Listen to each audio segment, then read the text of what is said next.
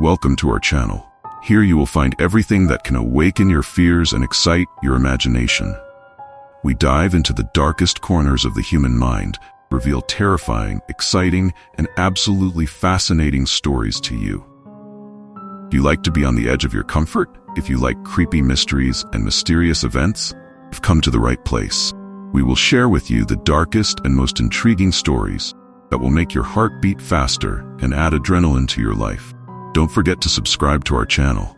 Click on the bell so as not to miss new videos, and leave your comments. It is important for us to know what exactly causes you the most awe and interest.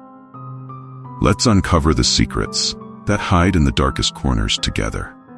When Michael received a message from his girlfriend Laura, his heart skipped a beat.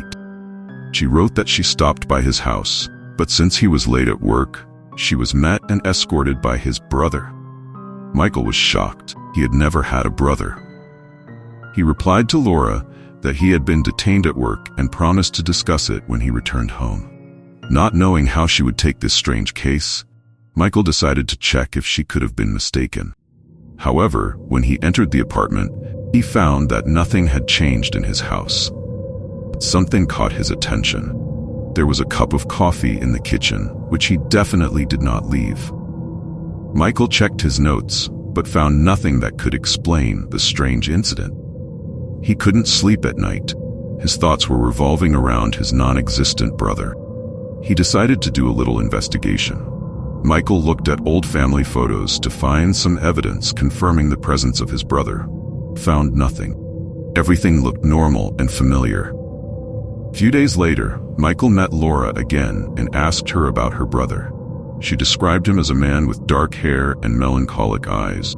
Laura remembered that he had told her that she and Michael had been inseparable as children, and that he had always been there for him, supporting him. Michael was shocked. He didn't know how to explain it.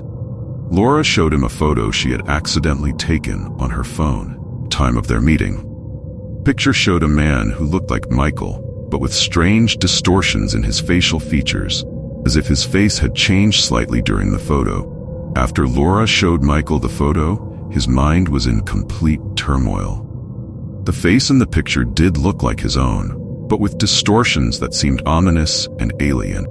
The eyes in the picture looked dead, with an unnatural gleam, and the corners of the mouth curved in a sinister smile. Michael could feel cold sweat forming on his forehead, and his anxiety was growing. The next morning, Michael started checking. He examined his apartment more carefully, hoping to find some clues that could explain the appearance of this strange brother. He searched every corner, every box, and even looked into the spare keys he kept in various places.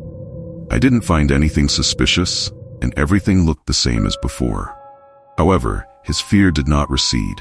Every night, he found that his nights were getting more restless. He heard strange noises, rustling and creaking, as if someone was sneaking through his house.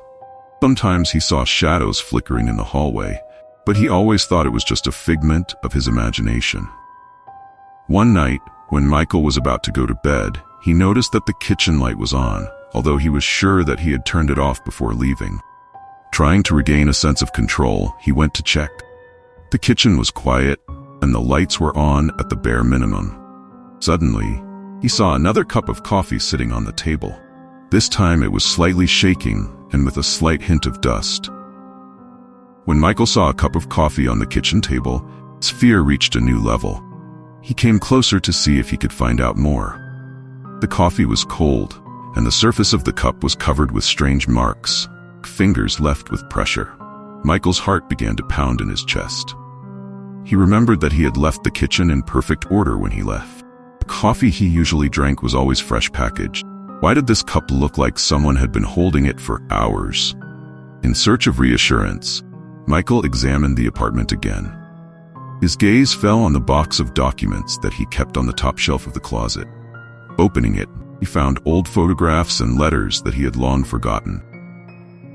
One of the old photos showed two children playing in the park, one of whom looked remarkably like him, but with a sinister smile and a creepy look.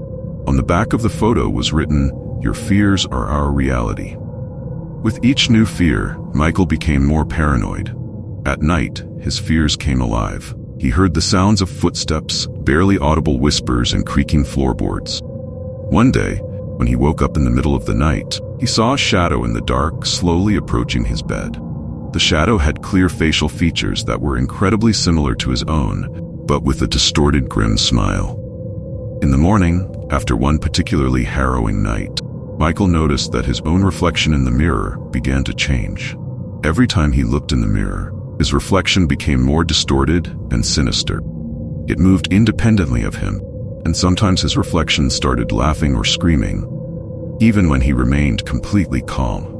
This reflection not only scared him, but also caused physical pain, as if some invisible tentacles were tormenting his mind. One day, Michael came home and found that everything in his apartment had been turned over. Furniture and objects were scattered around the room. Written on the walls were words made in blood. "Apologize for us."